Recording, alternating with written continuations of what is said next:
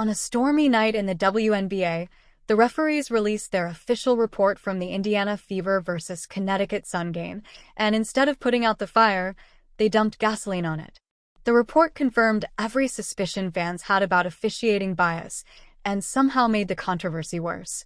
J.C. Sheldon's eye poke on Caitlin Clark was described by officials as unnecessary contact with wind-up and potential for injury, yet only ruled a flagrant one. That exact phrasing, according to the league's own rules, matches the definition of a flagrant 2 and should have triggered an ejection. This wasn't a vague gray area. Sheldon clawed Clark's face while the ball wasn't even near her, and still, the referees found a way to soften it. Then came Marina Mabrey sprinting across the court during a dead ball to bodycheck Clark, an act so blatant that even casual fans were stunned.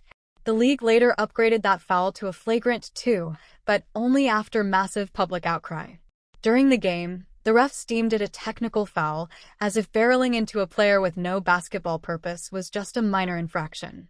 Even worse, Clark was hit with a technical foul of her own for reacting.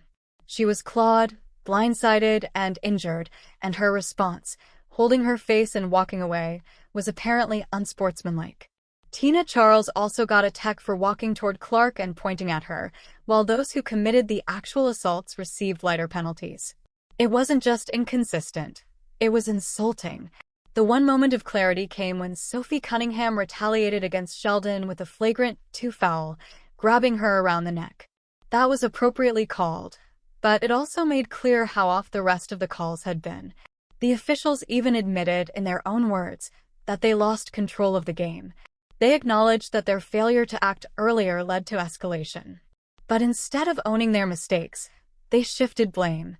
Lindsay Allen was ejected despite being a minor participant in the fallout, while Mabrey, the one who committed one of the game's worst offenses, remained in. Coach Stephanie White spoke volumes in the post-game press conference with quiet fury. She shielded Clark from questions and delivered a professional yet searing rebuke of the officiating. She pointed out how the players are evolving, faster, stronger, more skilled, yet the referees haven't kept up. It wasn't an emotional outburst. It was a cold indictment. And it resonated because she wasn't the only one saying it. Coaches across the league have criticized the officiating. This isn't about one game. It's a pattern. Clark has been targeted all season, taking hits that go unpunished, while her reactions draw technicals. The double standard is real and undeniable, and the implications stretch beyond the court. International fans and media are watching. Clark is the most marketable star the league has ever seen, pulling record TV ratings and sold-out crowds. When fans tune in and see her repeatedly assaulted without consequence, and worse, punished for defending herself, it damages the league's image. The WNBA is negotiating new media rights deals and trying to expand globally.